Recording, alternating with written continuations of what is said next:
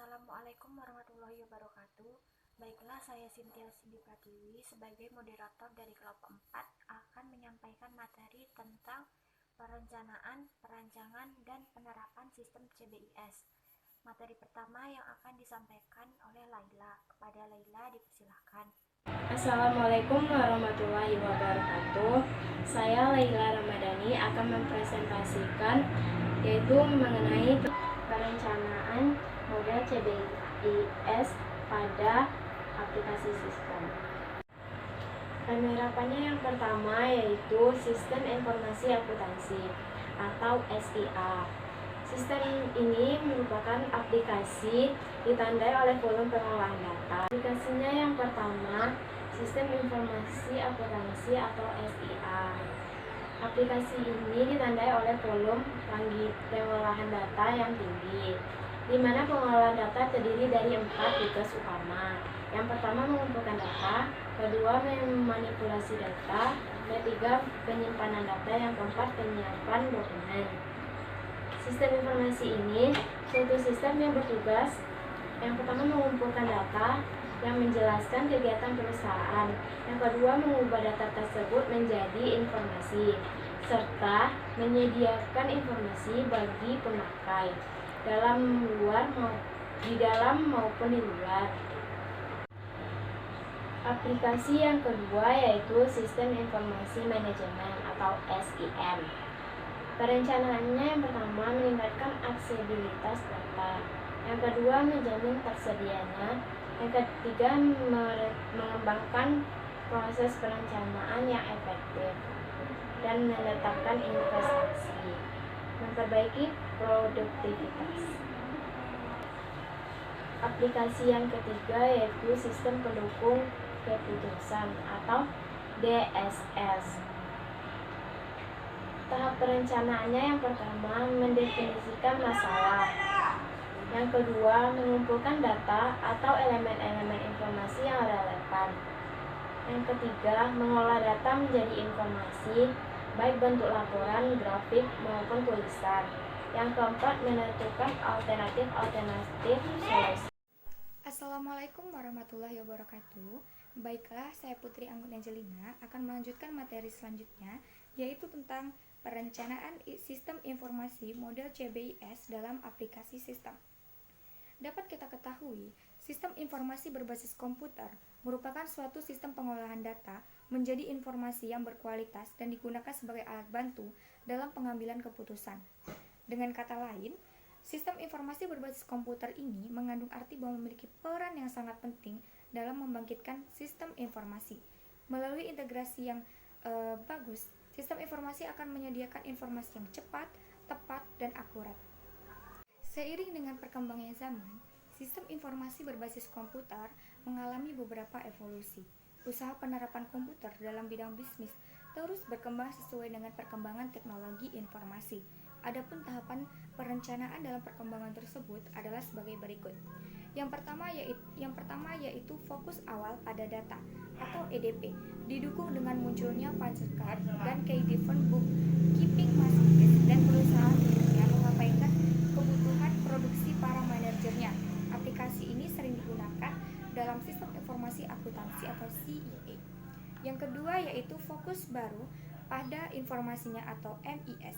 Seiring dengan diperkenalkannya generasi baru, alat penghitung yang memungkinkan untuk bisa melakukan pemrosesan lebih banyak, hal tersebut diorientasikan untuk konsep penggunaan komputer sebagai sistem informasi manajemen. Hal ini menunjukkan bahwa aplikasi komputer saat ini harus ditujukan dengan tujuan utama untuk menghasilkan informasi manajemen yang akurat dan terpercaya.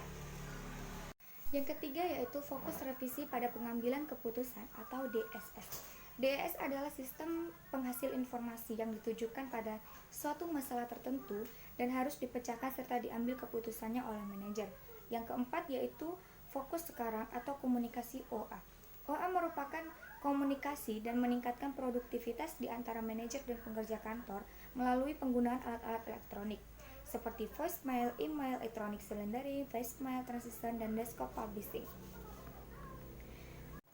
Dalam beberapa hal, tiap subsistem CBIS layaknya seperti organisme hidup, yakni lahir, tumbuh, matang, berfungsi, dan mati.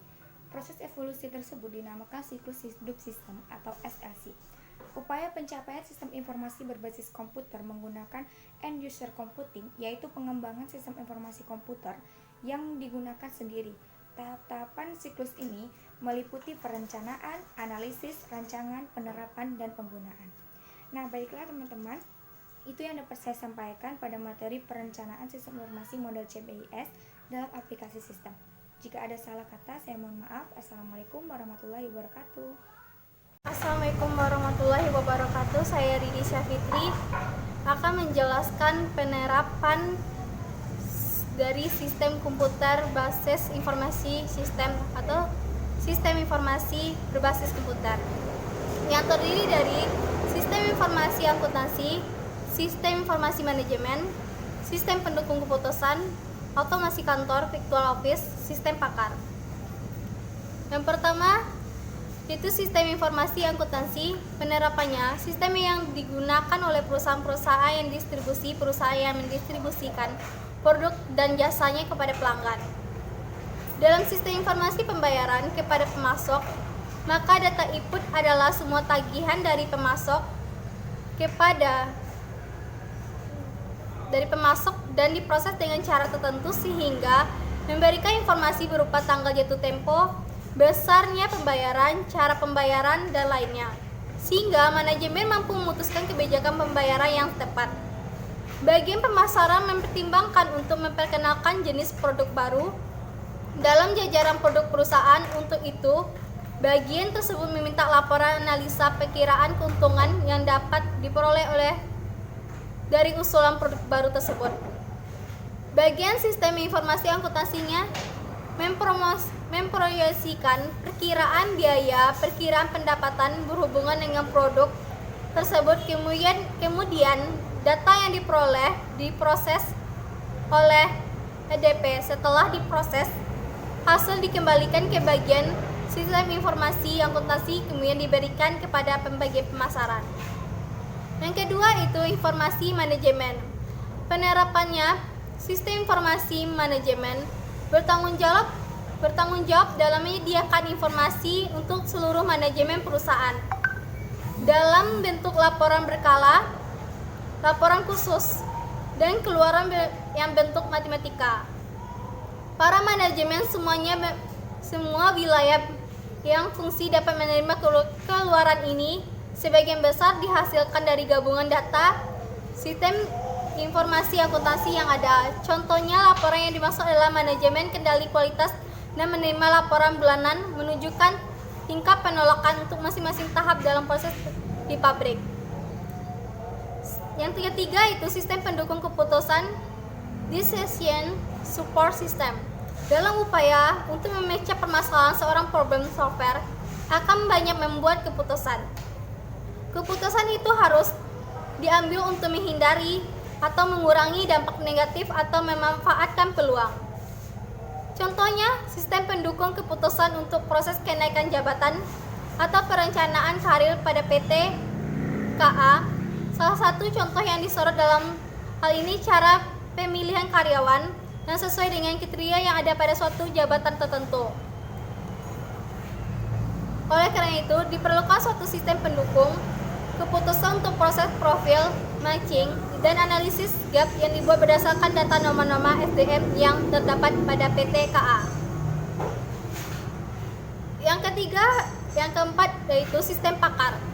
Sistem pakar expert system adalah sebuah sistem informasi yang memiliki intelijensial buatan artificial intelligence yang menyerupai intelijensi manusia. Sistem ini pada pakar mirip dengan DSS, yaitu bertujuan menyediakan dukungan pemecahan masalah tingkat tinggi untuk pemakai. Perbedaan ES dan DSS adalah kemampuan ES untuk menjelaskan alur penalaran dalam mencapai suatu pemecahan tertentu. Sangat sering terjadi penjelasan secara pemecahan masalah ternyata lebih berharga dari pemecahan yang itu tersendiri. Contohnya, XSL, sistem pakar yang bertindak sebagai asisten penjual agen penjualan komputer. DEC, yang membantu pelanggan memilih komputer yang sesuai dengan kebutuhannya. Yang kelima itu otomasi kantor. Otomasi kantor kini disebut dengan istilah kantor virtual, mencakup semua sistem elektronik informal dan informal, terutama berkaitan dengan komunikasi informasi ke dalam dari orang-orang di dalam maupun di luar perusahaan. Penggunaan AO dibagi menjadi 4 kategori, yaitu manajer yang bertanggung jawab dalam pengelolaan sumber daya perusahaan, profesional yang tidak mengelola tetapi menyumbangkan keahlian khusus, membedakan mereka dengan sekretaris dan pegawai administrasi. Sekretaris ditugaskan untuk membantu pekerjaan terdiri dari manajemen dan profesional untuk melaksanakan pembagian tugas korespondensi, menjawab telepon, dan mengatur jadwal pertemuan. Pegawai administrasi melaksanakan tugas-tugas sekretaris, mengoperasikan mesin fotokopi, menyusun dokumen, menyimpan dokumen, dan mengirim surat. Sekian dan terima kasih. Assalamualaikum warahmatullahi wabarakatuh. Saya Muhammad Wildan Al-Fakri, NPM 19045 dari kelompok 3 akan menyimpulkan tentang materi kami, yaitu Computer Based Information System atau CBIS. CBIS atau Sistem Informasi Berbasis Komputer merupakan suatu sistem pengolah data menjadi sebuah informasi yang berkualitas dan dipergunakan untuk suatu alat bantu pengambil keputusan.